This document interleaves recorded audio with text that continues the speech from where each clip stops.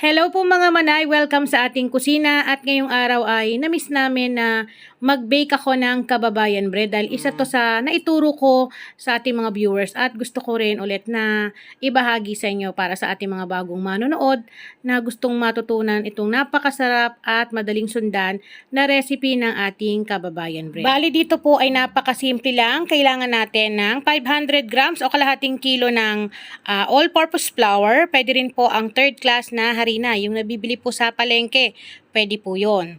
Then, hahaluan natin ng 2 tablespoons ng baking powder. At maglalagay din tayo ng half teaspoon ng asin, pambalance para hindi po nakakaumay.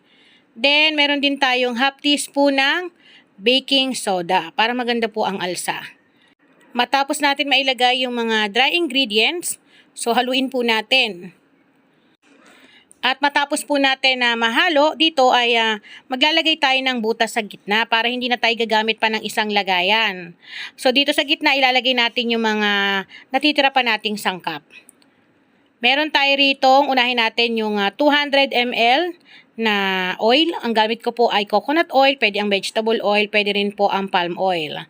Then 3 piraso ng medium size ng itlog. Isusunod na rin natin dito ang 350 grams na white sugar. Pwede rin po ang wash sugar, yung parang may pagka-brown na konti. Siyempre, hindi mawawala ang ating French vanilla. Maglalagay tayo rito ng 1 tablespoon gamit ang Flavor Aid kasi ito yung mabango sa ating kababayan bread.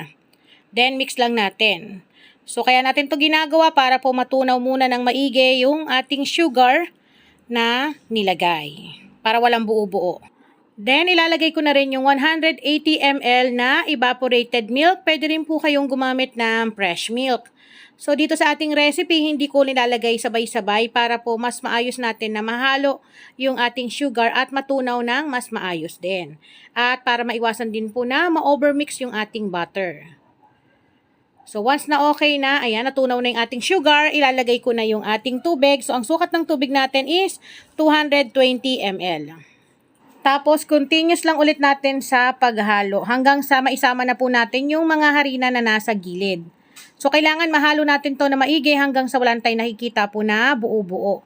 So, dito sa recipe na to mga manay, marami na tayong magagawa. Kaya, sigurado magsasawa at pwede nyo nang pang-stock to. Ang tanong kung may matitira kasi masarap tong timpla ng ating kababayan bread. So, once na ganito na, ayan o, nakikita nyo, napaka-smooth na. Pwede kayong gumamit ng stand mixer, pwede rin po ang hand mixer kung gusto niyo mapabilis. Then once na okay na, para naman buhay na buhay yung ating kababayan bread, mag-a-add ako ng konting food color na kulay egg yellow. Konting-konti lang po para po maganda yung kulay ng inyong kababayan bread. Or pwede naman kahit wala. So, yan, ang kinis na, oh. Nakita nyo, walang tayo nakikita na buo-buo. So, eto po, ay pwede na natin iset aside at mag-ready na tayo ng ating pan na paglalagyan. So, dito gagamit ako ng 3 ounce. Bali, dito naka-ready na yung aking pan na paglalagyan. So, ito po ay 3 ounce ang sukat. Then, maglalagay lang tayo ng at least 3/4. At kung mapapansin nyo, nagpahid po ako dyan ng butter. So, kailangan maraming butter para po maganda yung alsa ng ating kababayan bread. Then, dahan-dahan lang po sa paglagay ng ating butter para po maiwasan na umapaw. Kasi kapag umapaw yung lagay natin, magiging pangit po yung kalalabasan ng ating kababayan bread. Aapaw yung kanyang alsa, hindi maganda yung shape. Tapos, dapat po naka-preheat na yung inyong oven ng 250 Celsius ang init. So, papakita ko sa inyo yung technique para maganda po yung alsan ng ating kababayan bread. So, pwede na natin tong isa lang, hindi na to kailangan pang i-rest. So, yung init po niyan ay nakaset ng 250 Celsius ang init, taas at baba. Then, ibibake lang natin to ng 5 minutes, tapos mamaya i-adjust natin yung init. After ng 5 minutes, ayan, makikita nyo umumbok na yung ating kababayan bread. Ibababa ko siya ng 150 Celsius ang init. Tapos hayaan lang natin yan ng ilang minuto para po bumaba at gumanda po yung kanyang pagka-dome. Then once na okay na, ibabalik natin ng 200 Celsius ang init hanggang sa maluto na. So ito po ay na-bake lang natin ng at least 15 minutes. at meron ka ng masarap na kababayan bread. So, ganyan lang po yung diskarte para makuha niyo yung parang sombrero na style. Kasi kung diretso na 250, may tendency na magdum lang siya, walang shape.